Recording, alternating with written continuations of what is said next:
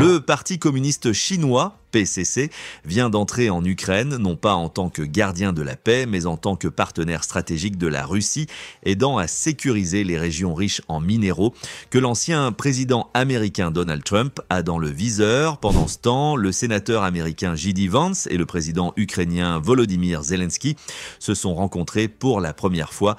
Et Zelensky l'a rapidement éconduite, signalant des tensions persistantes entre l'Ukraine et certaines factions du gouvernement américain. Alors que ces manœuvres géopolitiques se déroulent, la Russie a lancé une attaque sur Tchernobyl.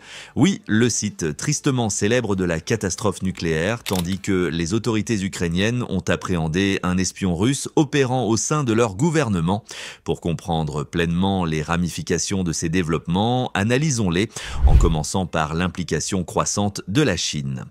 Un rapport de renseignement récemment publié confirme qu'au moins une douzaine d'entreprises privées chinoises opèrent activement dans les régions de Donetsk et Louhansk occupées par la Russie, fournissant des équipements critiques, des matériaux industriels et un soutien logistique. Cependant, il ne s'agit pas simplement d'opportunisme économique. Des hommes d'affaires chinois établissent des co-entreprises avec des administrateurs locaux soutenus par la Russie, embauchent des travailleurs ukrainiens sous juridiction russe et s'implante dans ces territoires contestés d'une manière qui suggère un intérêt stratégique à long terme. Ce mouvement s'aligne avec les ambitions plus larges de la Chine d'étendre son influence économique et politique à travers l'Eurasie, en particulier dans les régions riches en ressources et géopolitiquement volatiles. Pourquoi est-ce important ? L'Ukraine abrite des ressources naturelles estimées à 23 000 milliards de dollars, y compris de vastes gisements de lithium, de titane et de métaux rares. Des matériaux essentiels pour l'industrie technologique mondiale, la fabrication de défense et la production d'énergie renouvelable. La majorité de ces ressources se trouve dans l'est du pays, précisément là où la Russie a établi son contrôle. Ces ressources représentent un prix économique et géopolitique massif, et c'est exactement ce que Trump aurait envisagé comme monnaie d'échange pour une future aide américaine à l'Ukraine.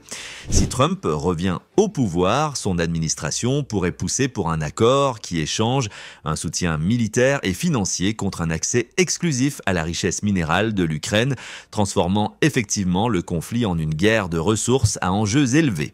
Le contexte historique ajoute une autre couche de complexité. Donetsk et Louhansk ont déclaré leur indépendance de l'Ukraine en 2014 après la révolution de Maïdan et les soulèvements soutenus par la Russie. La Russie a officiellement reconnu ces régions séparatistes et en 2022, juste avant l'invasion à grande échelle de l'Ukraine, Moscou les avait officiellement incorporées à la Fédération de Russie. Maintenant, avec la Chine jouant un rôle plus important dans ces territoires, les dynamiques de pouvoir changent encore plus. Si vous cherchez à naviguer dans ces marchés en mutation, consultez notre guide d'investissement gratuit. Les événements mondiaux comme celui-ci créent à la fois des risques et des opportunités. Sachez où vous positionner. Téléchargez-le maintenant via le lien ci-dessous. La Russie a toujours voulu ces ressources, mais si elles sont si précieuses, pourquoi les partager avec la Chine ? La réponse réside dans la fabrication. La capacité industrielle de la Russie est entièrement absorbée par son secteur de la défense. Les chars, les fusils et les grenades sont prioritaires.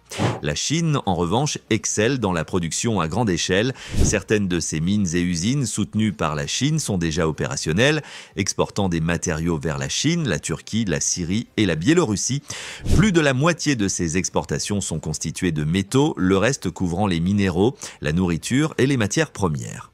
Pour la Russie, cette configuration est idéale. La Chine finance l'infrastructure et Moscou prend une part des bénéfices. Plus de 60% des importations à Louhansk proviennent désormais de Chine, y compris des machines électriques, des pièces détachées et des produits chimiques. Essentiellement, la Chine finance l'industrie tandis que la Russie encaisse. Mais il y a un enjeu plus important ici. En investissant dans ces régions occupées, la Chine a désormais un intérêt direct dans le contrôle de la Russie sur elle. Cela devient crucial alors que Trump pousse pour un accès américain aux ressources de l'Ukraine. Si la Russie craint des représailles américaines pour avoir refusé ses minéraux, avoir la Chine à ses côtés est un avantage stratégique. Et avec des entreprises chinoises détenant des parts dans ces entreprises, Pékin gagne en influence, ce qui signifie que le PCC ne soutient pas seulement la Russie, il s'implante dans le conflit. Poutine voit clairement la valeur de cette alliance. La Chine utilise maintenant des canaux diplomatiques pour promouvoir le récit, selon lequel les régions occupées par la Russie devraient rester sous le contrôle de Moscou. En essence, c'est du lobbying commercial avec une tournure géopolitique, une tentative de légitimer l'agression militaire de Poutine sur la scène mondiale. Et c'est là que les choses deviennent intéressantes. Il y a quelques jours à peine, J.D. Vance et Trump ont tous deux déclaré que la Russie pourrait devoir rendre certains territoires ukrainiens.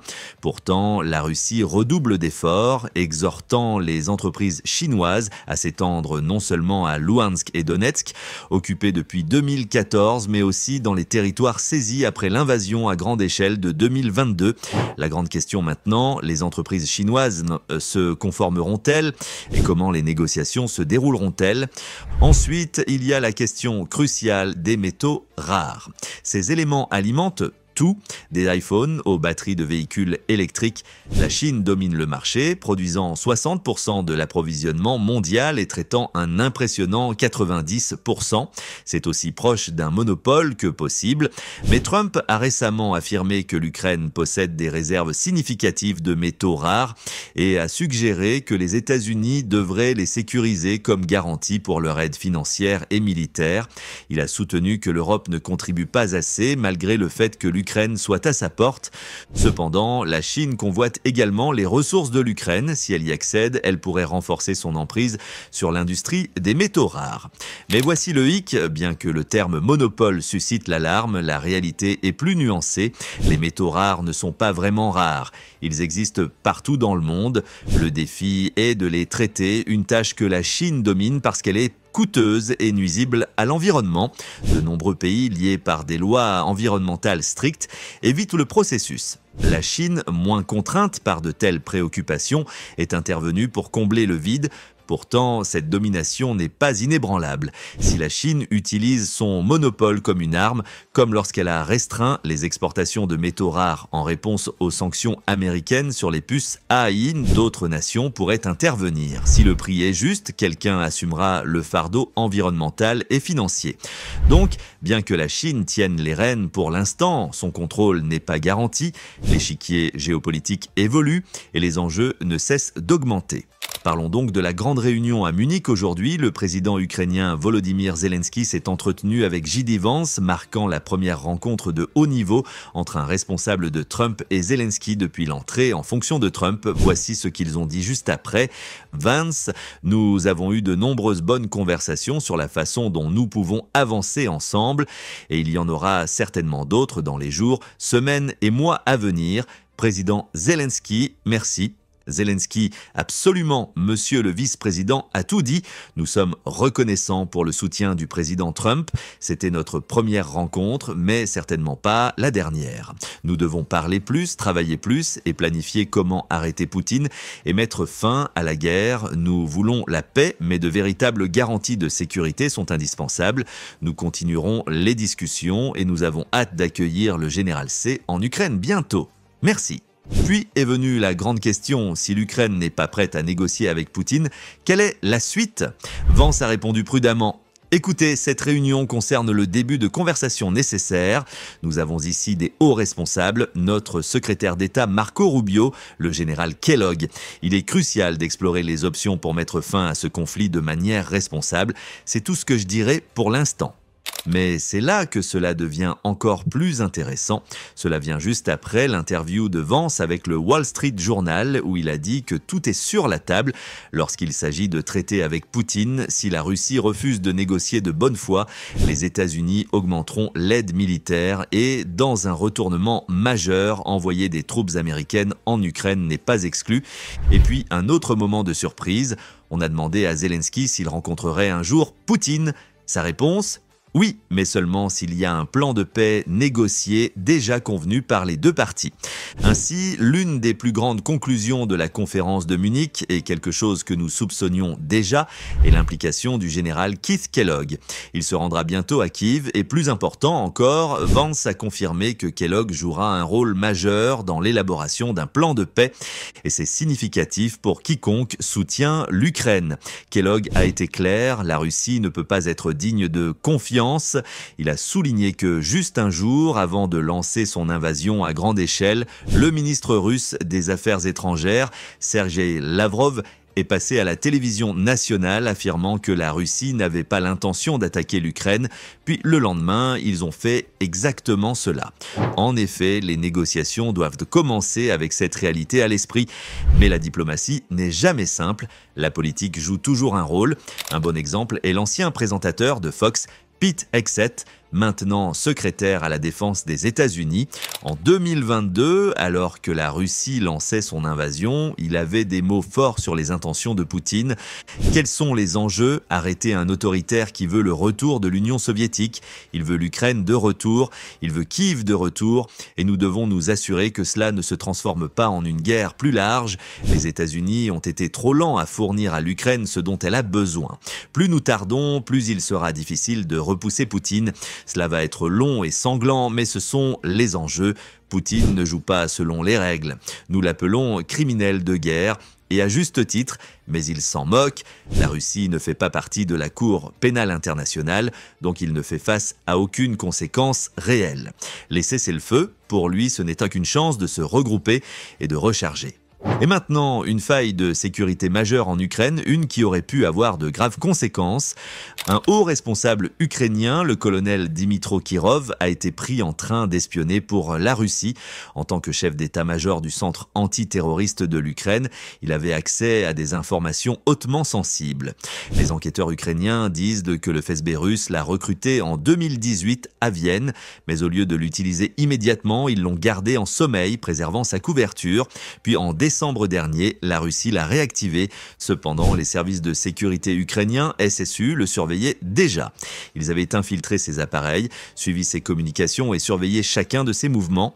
Le résultat ? Un cas bien documenté de trahison en vertu de l'article 111. Kirov a été arrêté et le SSU l'a même utilisé pour fournir de fausses informations à la Russie avant de le neutraliser définitivement. Et c'est ainsi que l'on neutralise un espion de haut niveau. Mais bien que l'Ukraine ait réussi à arrêter un espion, la guerre de la tromperie ne s'arrête jamais.